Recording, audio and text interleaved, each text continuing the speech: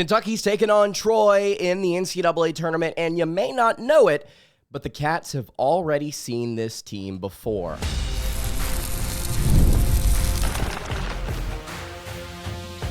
You are Locked On Kentucky, your daily podcast on the Kentucky Wildcats, part of the Locked On Podcast Network, your team every day. All right, what's going on, Big Blue Nation? Welcome on into Locked On Kentucky, your daily Kentucky Wildcats podcast. I'm your host, Lance Dawe, and on today's episode of Locked On Kentucky, we are going to be previewing Kentucky basketball's matchup with the Troy Trojans in the NCAA tournament. We're going to talk about what the Trojans do well, what they struggle with, keys to the game, big-time matchups, and of course, I'm going to let you know why the Cats have already seen this team before. Today's episode is brought to you by Game Time. You can download the Game Time app, you can create an account, and you can use code LOCKEDONCollege to get $20 off your first purchase. Thank you guys so much for making Locked On Kentucky your first listen every single day. I want to remind you guys that we are free and available wherever you get your podcast or on YouTube. If you're watching here, subscribe wherever you are tuned in.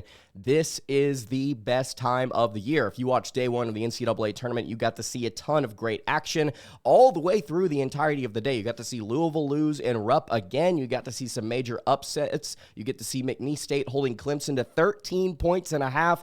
It's been incredible to see what's been going on here through the first 24 hours. We get to see another great day here in the NCAA tournament with Kentucky taking on Troy later tonight. So as we typically do with our previews, we like to start here with what we know generically about the opponent. What do we know about their coach? What do we know that they're good at? We're going to talk positives. Then we're going to kind of dive into today more about this Troy offense, because the more you start to look at the numbers for this team, the more you realize the Cats have seen this before, and it's just a question of whether or not they can match up well with it again. So the Troy Trojans, 23-10, number 98 on KenPom, number 99 in the net. They won the Sun Belt tournament after, I believe, placing third in the Sun Belt standings before the conference tournament. Scott Cross is their head coach. Very solid head coach, came from UT Arlington, was there forever from 2006 to 2018. I can't remember the details around it, but I don't remember if he was let go or if it was something that he walked away from. But it was, if I'm not mistaken, it was a weird situation where he did end up at Troy. He's been there since 2019. He's got a 57% winning percentage overall, 328 and 247, 103 and 86 at Troy, which is good for a 54.5% winning percentage, respectively. So Scott Cross, a very solid head coach, has been there for quite some time, knows what he's doing with the players that he's got. What are they good at? Well, the first thing that you're going to hear on the broadcast, I assume later on tonight, is you're going to hear just how good Troy is defensively. They're a very, very good defensive team, 67th in adjusted defensive efficiency according to KenPom. The biggest thing that this team does is create turnovers, and they're very good at a variety of things. I want to point this out here. This is a great defense that Kentucky is going up against, but they create turnovers. They've got a 19.8% turnover rate, 53rd nationally. They are 30th in effective field goal percentage on defense, and they are 18th nationally in two-point field goal defense. So they protect the rim and they create turnovers. More specifically, they create steals. This team tries very hard to take the ball away from you in a variety of ways. They will pressure you, they will gamble, they will jump for balls, they will play aggressive, they will play physical, and they will play desperate. I think that's the biggest thing you need to look at here. This Troy team is going to come in here, obviously as the underdog, and play desperate basketball, trying to create turnovers, trying to rip the ball away from Kentucky. We're going to get to keys to the game later on in the show, but I think this is going to be a massive sticking point here in this contest. Does Troy create the steals that they have created all season long? 7th nationally, 7th in the country in steal percentage. Very, very, very good defensive team, creating turnovers and protecting the rim. They also prevent teams from getting to the foul line, which I think could prove to be interesting here when you talk about the individual physical matchups, which again we'll get to later on in the show. They don't necessarily try and take away a certain shot from you. If you want to go look at point distribution, they're pretty average across the board when it comes to percentage of points their opponents get from 3, 2, and from the charity stripe. They don't take a shot away from you. They just take the ball away from you before you can get the shot off. And that's why they've been so good, and that's why they terrorized different teams in the Sun Belt. I mean, they curb stomped some teams earlier this year in the Sun Belt. If you want to look across the board, they throttled South Alabama, a team that has been known to be very volatile and very solid. I believe they placed first in the Sun Belt standings, held them to 55 points. They throttled Southern Miss, destroyed Louisiana Monroe a couple different times, if I'm not mistaken. This is a very good, disciplined Troy team on the defensive end that will create problems for the Kentucky offense. They've also, against some good competition, while they've not necessarily beaten any major name brand team, they've slowed down some of the best offenses on their schedule. They're 4-5 against top 100 Ken Palm offenses, and they're 0-3 against the top 75. But the interesting thing here, they held Arkansas to 65 points. They held Houston to 62, and they held Oregon on the road to 81. I can understand the falling apart to Oregon a little bit because having to travel all the way across the country. Meanwhile, Arkansas, Houston, a little bit closer. Maybe it's matchup dependent, but here's what I know. Against two of the most athletic teams in the country, and the Hogs and the Cougars, held them to less than 65 points each, 65 or less each. They created turnovers, they slowed the game down, and they created some havoc, and it took those teams the second half to kind of adjust and to get things going, and that's what concerns me here today, is does Troy get out to a fast start, creating turnovers and finishing on the other end? If you want to look at positive things they do on offense, they grab boards at an elite level, 6th nationally in offensive rebound percentage. They are also very good shooting inside the arc, 53.9%. That's good for 78th in the country. And they do a great job of getting to the foul line. They're 48th in the nation in free throw rate. So this is a physical, aggressive, desperate, high-energy team that plays a very similar style of basketball to a team Kentucky has already seen. If you've not already thought of this team in your mind already, I'll go ahead and tell you. The Texas A&M Aggies are incredibly similar. I mean, incredibly similar to what we are seeing here from the Troy Trojans today. And the funnier thing about this is that Kentucky beat Texas A&M 81-69. If you want to go look at Haslametrics right now, if you want to see what the predicted score of this matchup is, it's 81-68.5. It is nearly the exact same team on offense and on defense in terms of personnel, in terms of star players, in terms of the way they like to operate. Kentucky has already beaten this before. You're now going to have to see it on a neutral floor. How does that work out? We're going to continue to dive into this here in just a little bit. Before we do that, though, I want to tell you guys about our friends over at Monarch Money.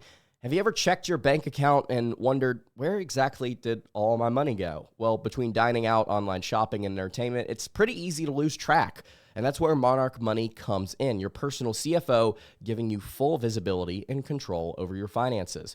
Monarch Money isn't just a budgeting app, it's a complete financial command center. You can track all of your accounts, investments, and spending all in one place, so you stop just managing your money and you start building wealth. They've got surprising insights. When I started using Monarch, I realized just how much I was spending on food delivery, on different resources online, subscriptions, and now I'm budgeting smarter, I'm cutting back on things, and I'm saving more. It's an all-in-one convenience. Instead of juggling multiple apps, you can just use Monarch to check your finances, track your spending, and plan long-term goals as well as far as saving and then budgeting.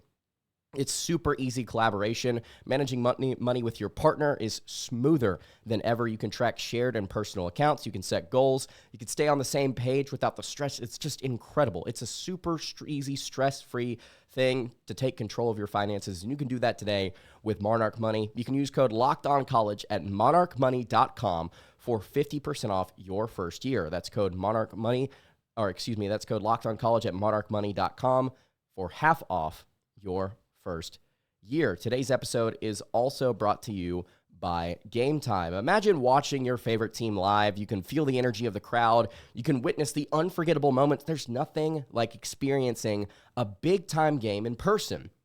And getting tickets shouldn't be stressful. And that's where Game Time comes in, making it easier than ever to grab last-minute seats at unbeatable prices. You can take a look at Game Time Picks, which they've got curation that makes it easier for finding better value at tickets to sports, concerts, comedy, theater, anything near you. You look at what's coming up on the horizon. Yes, March Madness is right here. But for me personally, as a Braves fan, hey, baseball season is about to start. I'm already taking a look at Game Time. I've got my eyes on a couple of different tickets here whenever the Braves come back to Atlanta to start their home stretch. I have already purchased some tickets, unbeknownst to some of my family members, and I will be going to see the Atlanta Braves. All thanks to Game Time. You get super deals, peace of mind. It's so easy to go shop for your tickets.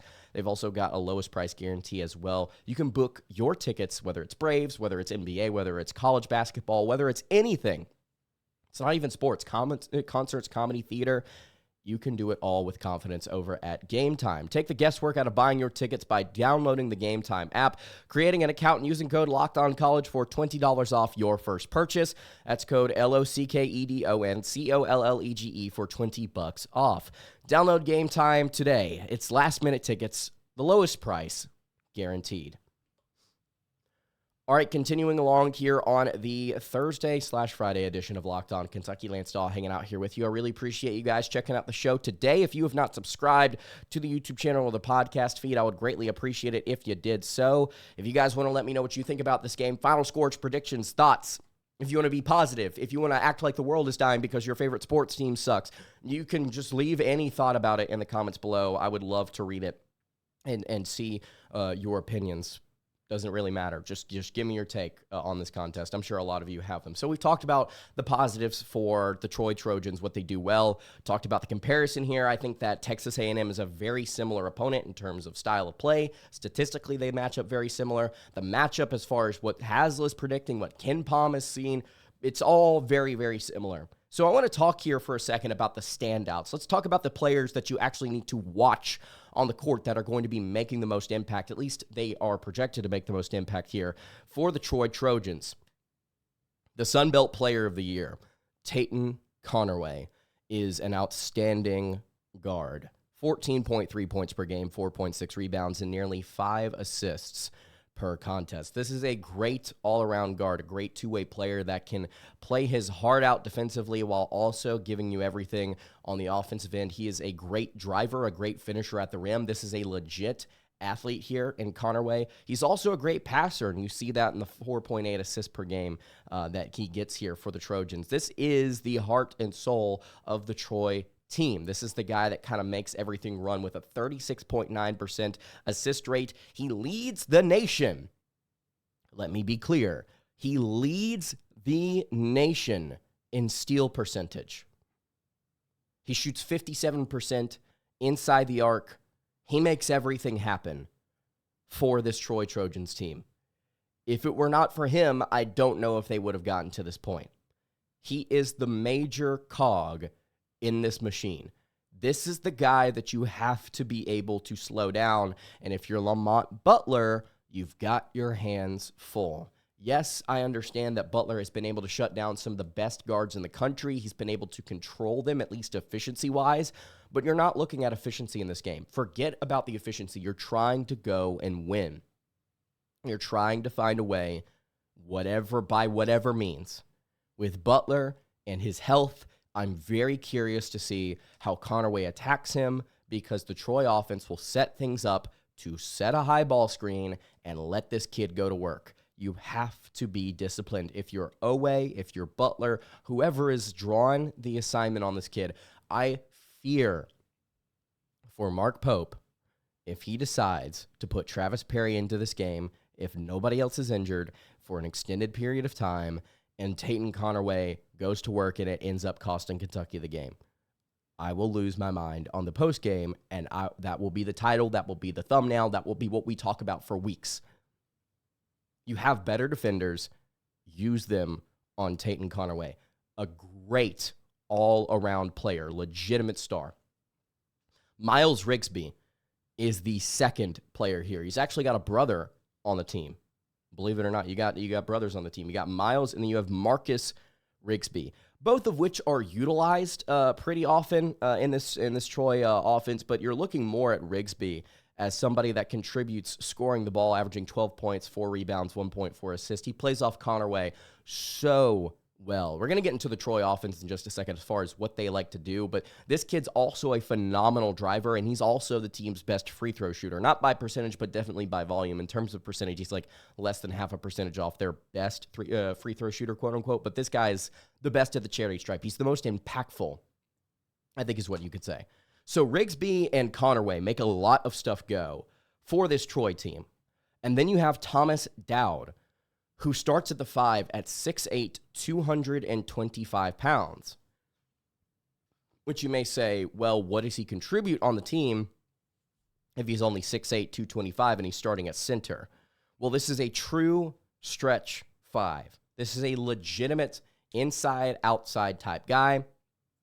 Great shooter, despite shooting just a touch over 30%, 9.8 points, 6.8 rebounds, 1 assist per game. This is the third most important cog in the Troy offense. You will see him, and then you will also see forward Jackson Fields play similar roles in this offense in terms of pick and pop, in terms of waiting in the corner to shoot, in terms of rebounding. Those are the two guys I think you're going to have to look at down low that are going to cause the most problems for this Kentucky team.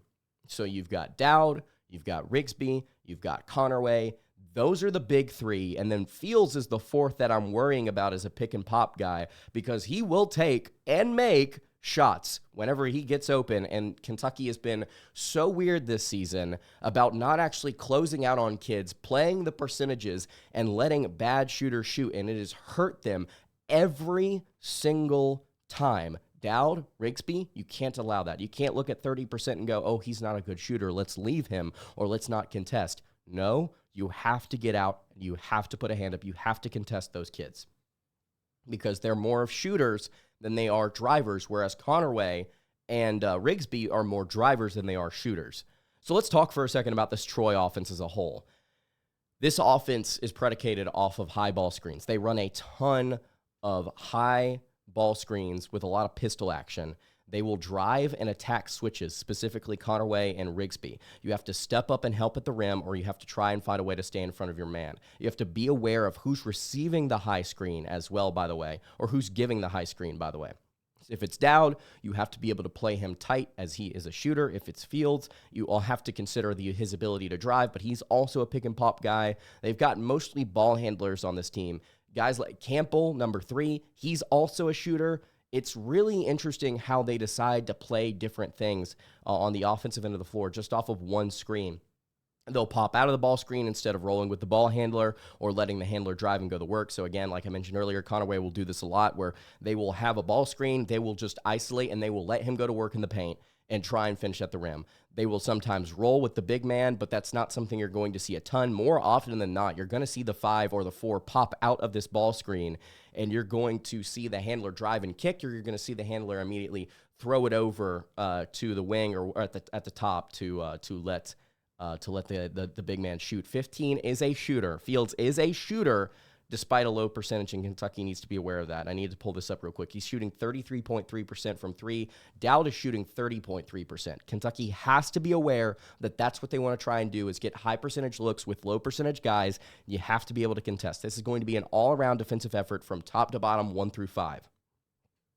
They will set screens, and if you sink too low into the paint, they will pop out of it. So if they want to roll with you, and you sink too low before the big man gets there with the defender in the paint. If the defender sinks too low and the big man hasn't quite gotten to him yet with the roll in the ball handler, right?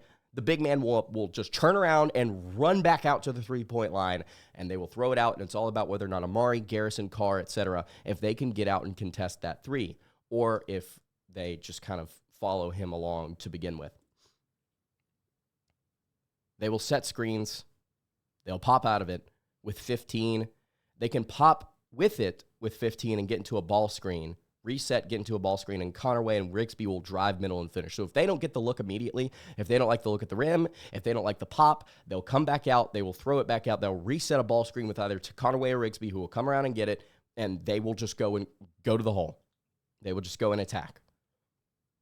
Dawe and 15 are a problem because both of them will pop and they will run the ball to the empty side with Dawe. Conerway is a great passer, so they'll run these different sets where they'll get to the ball to the empty side. They'll swing it across, and they'll see Dawe or 15 in the corner or at the top.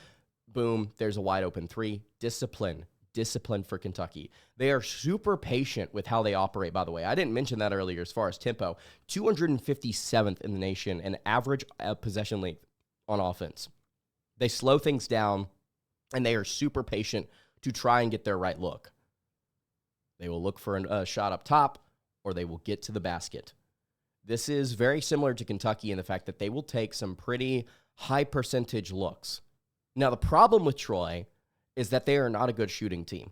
They shoot 30.3% from beyond the arc. That is 339th nationally.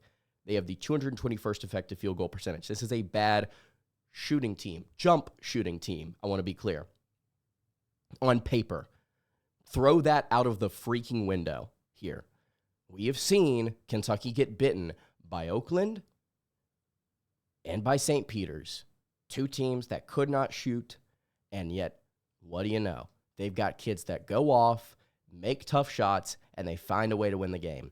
Screw it if Troy is a 30% three-point shooting team. Contest. If they make tough shots and they win, they make tough shots and they win. But they're going to have to earn those shots. You're not just going to give it to them, right? Very patient. Williams and Garrison are going to be asked to do a lot in this game. Because I don't know if Kentucky can consistently stay in front of Conerway and Rigby. Can Butler and Dawe actually do that? I don't know. Kentucky's going to have to be willing to switch. They're going to have to be willing to be aggressive. And on top of that, I think Kentucky's going to try and have to beat Troy at their own game. Very similar to the way that Kentucky went at Missouri, right? Missouri, one of the best teams in the nation in creating turnovers and scoring off of them. In this game, same thing. Troy, great at turning opponents over. They are also 334th in the country in turnover percentage on offense, 19.9% of possessions. Coughing the ball up. I think Kentucky's going to have to try and be handsy on these drives, man. I think they're going to have to make these kids earn every single thing that they do. You're going to have a heroic, energetic effort on the defensive end. You have to match and then up their intensity in this contest. That is where it starts and ends with me. They're not looking to shoot a ton of threes. They get looks sometimes. They just don't take them. I guess because they can't hit, but it doesn't matter to me. You have to be all around great on defense in this game in order to win. So let's get to more specifics. Let's get to the three biggest keys to the game, and we'll talk X factors here in just a moment. Before I do it, though, I want to tell you guys about our friends over at 5 Hour Energy. Daylight savings time snuck up on us again. It snuck up on me for sure. And if you're feeling like you've lost that hour of sleep, which it's felt like that for a while now, 5 Hour Energy has your back. The extra sunshine means more time for fun, more time for March Madness. But sometimes you need a little bit of a boost to power through. Whether you're staying up late, like me, watching the NCAA tournament, or squeezing in a round of golf after work, or just trying to keep up with your busy day, 5 Hour Energy gives you that quick, refreshing pick-me-up wherever you need it. Obviously, I've been staying up late watching tournament action. I stay up late to do a lot of different work with Locked On as well, and 5 Hour Energy has kept me up for the next day. It has been incredible just to be able to get that boost, get that shot of energy. And with longer days here, you can get more activities in. I will go on a walk downtown. I'll go for a hike or a run. It's been incredible to be able to kind of get things back into swing here, despite daylight saving times kind of bursting my bubble there for a second. Tropical Burst, speaking of, is my go-to. It's my go-to flavor for a quick boost. I also love grape and peach mango. Grape is obviously the best flavor. It doesn't matter what it is. 5 Hour Energy, though, it's objectively the best flavor, in my opinion. You need to try it. Head to 5hourenergy.com to find over 15 flavors to choose from, including watermelon, blue raspberry, peach mango. Like I mentioned, you can build your own 12-pack or 24-pack, and it's delivered right to your door. If you need one now, you can grab a 5 Hour Energy shot at your local grocery or convenience store. They're literally everywhere. Stock up today and stay energized. All right, continuing along here on the Thursday, Friday edition of Locked On Kentucky. Lance Dawe hanging out here with you. We've got 3 keys to the game. As we wrap up the show, it feels like, for me, this is the 4th season that I'm doing this show. And we've seen two major upsets, arguably the biggest of their respective tournaments. Of the two of the biggest for sure, with Kentucky losing to Oakland and losing to St. Peter's. The only win coming against Providence in a game against Kansas State that you should have won. Shout out all the Kansas State fans that made my life miserable online for a week or so that were just pricks. I'm sorry. I've got bad memories of that. So my tournament experience with you guys has been nothing short of miserable. There's no other way to put it. Every single year for me, this has sucked. There's no positive. You get put out in the first round or the second round. You don't even make it to the second weekend. And this is a program that prides itself on doing so, finding success in the postseason. I would love nothing more than for Kentucky basketball to go on a run, but they have to start with game one. They have to focus on this game, and here are the three keys. First and foremost, this is the biggest thing to me. I think you have to protect the basketball. Winning the turnover battle is your first key to the game. I think Kentucky can create some turnovers. They've proven recently that they can and they will, and they won the Missouri game doing that. I think you can do it here against Troy. On paper, you can, and you're going to have to try it. I think you're going to have to try and stop the drive, swat at the ball, and get some turnovers. Make them play at a more frenetic pace and create some turnovers. That is the first thing. Win the turnover battle, protect the basketball yourself, create turnovers on the other end. The second thing here is I think you need to win the battle inside. And this is where your X factors come in. I think Andrew Carr is your X factor for Kentucky. At 6'10", 6'11", with the light touch around the rim and the ability to pick and pop, with Troy not having anybody down low that is taller than 6'9" or heavier than 225 pounds, I think Andrew Carr has to have a great game. Be stronger and finish when given opportunities. Amari Williams, Andrew Carr, Brandon Garrison, Otega Owe, Lamont Butler, the players finishing at the rim consistently. Be strong, go up with the ball strong. Don't let Travis Perry go up and get killed with no foul. You have to win the battle inside. Do not leave this to the officials to decide this game. Win the battle inside. Play clean, aggressive offense, and then play clean defense at the rim. Be willing to switch. Be willing to protect on drives. Do so without fouling. Win the rim. Rebound misses. Rebound misses. It's more important to me that Kentucky finishes and protects the rim more so than rebounding, but I think that's something that's blended in here. Winning the battle inside with Andrew Carr as your X factor against, by the way, Thomas Dawe. I think he is the X factor for Troy. And by the way, the X factor doesn't mean the most prominent player. It means somebody that's kind of lurking in the rotation that could end up being a key that we don't expect. I think Carr is that. And I think Dawe is that, considering he's the third leading scorer on Troy. And then the final thing here is get to the charity stripe, man, more than your opponent. Get to the foul line more than your opponent and execute. Knock down the free throws. This is not a time for Kentucky to have bad free throw shooting and to see Amari Williams go 2 for 8 or some bull crap. Knock on wood. You have to win the battle at the line, win the battle inside, and win the battle turning the ball over. Forget efficiency. Forget what percentages these teams shoot. Forget that. All you have to focus on right now is finding a way to win the game, and you got to do the gritty stuff. You got to do the gritty stuff against a gritty team. It's very similar to one that you've already faced off against before. I think Kentucky wins, but I think it's way closer than what Ken Palm or what Vegas has to say. I'm not going to give you a score prediction. I just think this is going to be a tight battle. I'm worried. I am nervous.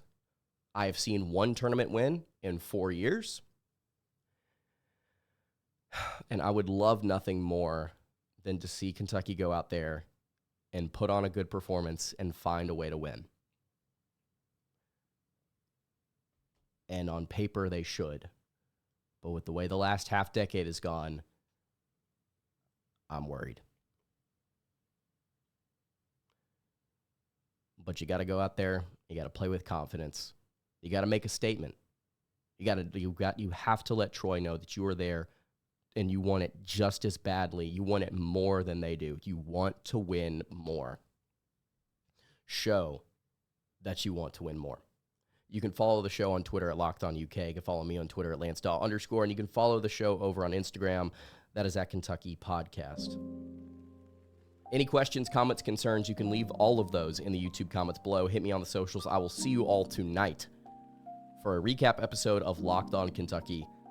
Have a great rest of your day, everybody. And of course, God bless and go Cats.